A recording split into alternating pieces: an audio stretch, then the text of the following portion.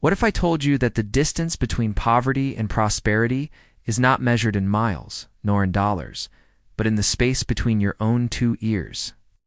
What if the key to unlocking the life you dream of is not something you have to find, but something you simply have to decide? This is the story of a man who discovered that truth, not in a book or a lecture, but on the cold, unforgiving floor of a bustling train station. Our story begins in the heart of a city that never slept, within the grand echoing halls of Central Station. Here, amidst the symphony of hurried footsteps, screeching train brakes, and the disembodied voices announcing departures, lived a man named Arthur. To most, he was not a man at all, but a fixture, a piece of the station's dreary furniture. He was a beggar, a ghost haunting the edges of other people's lives, his existence defined by an outstretched hand and a worn-out tin cup. His mind had become a reflection of his reality. His thoughts were of lack, of emptiness, of what he did not have. He saw himself as a void, a human vacuum whose only purpose was to receive, and so that is all he ever did. He believed he had nothing to give, and in doing so, he had sealed his own fate. One crisp autumn afternoon, a man in a sharply tailored suit stopped before Arthur.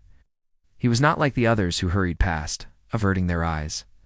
This man, whose name was Mr. Sterling, looked directly at Arthur, his gaze clear and unflinching. Arthur, assuming the familiar posture of pity, held out his cup. But the man made no move for his wallet. Instead, he spoke, his voice calm but firm. "I would like to help you," he said, "but I operate on a principle of exchange. I will give you $1, but first you must give me something in return." Arthur stared, bewildered.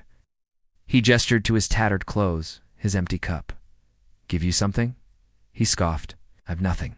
I'm a beggar. Can't you see?" Mr. Sterling's expression didn't soften. "You think that," he replied. "And as long as you think that, it will be true. If you truly believe you have nothing of value to offer the world, then on what grounds do you demand the world offer its value to you? Find something to give, and you will find you have everything to receive." With that, Mr. Sterling turned and walked away, leaving Arthur not with a coin, but with a thought, a seed planted in the barren soil of his mind. For days, the businessman's words echoed in Arthur's head, a relentless drumbeat against his long-held beliefs. Anger gave way to confusion, and confusion slowly, painfully gave way to contemplation. He began to watch the world around him with new eyes. He saw a man exchange a coin for a newspaper, a woman trade a few bills for a hot cup of coffee, a child give a drawing to his mother in exchange for a hug. The entire world, this vibrant, chaotic station, was built on exchange. It was a dance of giving and receiving, and he had only ever known one half of the steps. He had believed his poverty was a lack of money, but Mr. Sterling had shown him his true poverty was a poverty of mindset. He had nothing to give because he had never looked for it. His gaze fell upon a small, neglected patch of earth near the station's back entrance, where a cluster of resilient purple wildflowers had defiantly pushed their way through a crack in the concrete. They were small, perhaps insignificant to the thousands who rushed past them every day, but to Arthur in that moment, they were everything. They were beauty, they were life, they were something he could give. The next morning, Arthur was in his usual spot, but with a change. Beside his tin cup sat a small makeshift bouquet of those purple wildflowers. When the first commuter dropped a coin into his cup, Arthur picked up a single flower and held it out. "Thank you," he said, his voice raspy from disuse. "This is for you." The woman, surprised, paused. A genuine smile spread across her face as she took the small flower. She then reached back into her purse and replaced her small coin with a crisp dollar bill. A switch had been flipped. Throughout the day, the pattern repeated. For every donation he received, he gave a flower. The transactions changed. They were no longer acts of charity, but of exchange. People didn't just drop money and run. They stopped, they smiled, they spoke to him. They were not just giving to a beggar, or buying a moment of beauty from a flower seller. And as they began to see him differently, he began to see himself differently. The thought, "I am a beggar," began to fade, replaced by a new, more powerful one. "I am a trader. I am a businessman." He spent his afternoons searching the city's forgotten corners for more wildflowers, arranging them with care. His cup was no longer for begging, but a vase for his daily inventory. He was no longer a void waiting to be filled. He was a source, providing something of value. 6 months passed. A well-dressed man with a confident stride and a leather briefcase walked through the main concourse of Central Station. He was there to meet a wholesale supplier from out of town. His name was Arthur. He paused, his eyes drawn to a familiar figure standing by the ticket counter, the sharp suit, the clear, unflinching gaze. It was Mr. Sterling. Arthur felt a surge of gratitude and walked over to him. "Excuse me, sir," he began. Mr. Sterling turned, a flicker of recognition in his eyes. "I know you," he said slowly. "You look ... different." Arthur smiled. "I am different.